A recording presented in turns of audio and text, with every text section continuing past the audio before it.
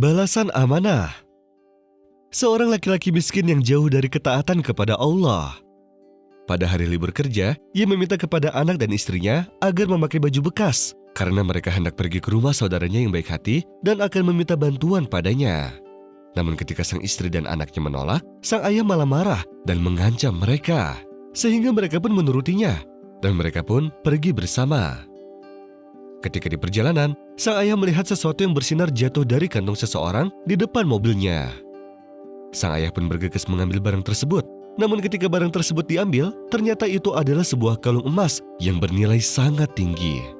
Hingga akhirnya ia pun membawanya, dan tak seorang pun yang melihatnya kecuali putrinya yang memberitahu ibunya atas apa yang ia lihat. Sang ayah pun tak jadi ke rumah saudaranya, dan mereka pun kembali ke rumah.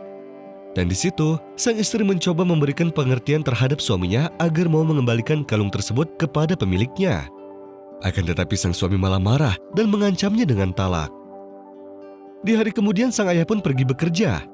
Ketika anaknya pergi kuliah, ia melihat kertas berita kehilangan tertera bahwa ada seseorang yang telah kehilangan kalung emasnya.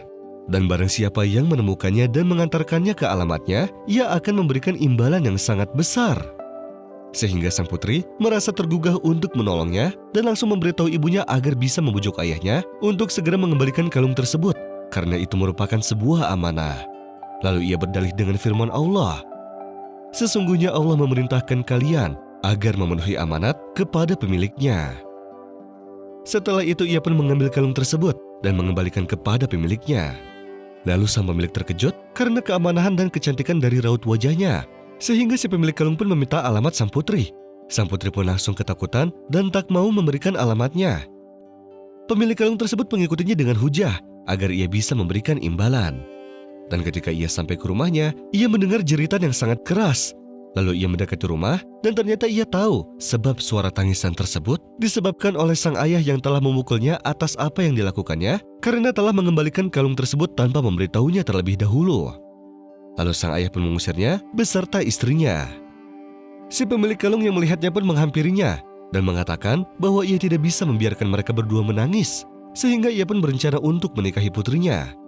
Sang putri pun menyarankan kepadanya agar bicara kepada ayahnya terlebih dahulu untuk meminta persetujuan.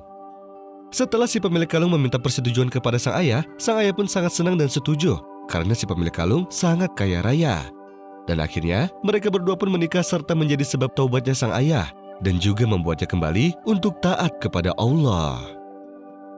وَمَنْ يَتَّقِ اللَّهَ يَجْعَلْ لَهُ مَخْرَجًا وَيَرْزُقْهُ مِنْ حَيْثُ لَا يَحْتَسِبُ وَمَنْ يَتَوَكَّلْ عَلَى اللَّهِ فَهُوَ حَسْبُهُ إِنَّ اللَّهَ بَالِغُ أَمْرِهِ قد جعل الله لكل شيء قدرا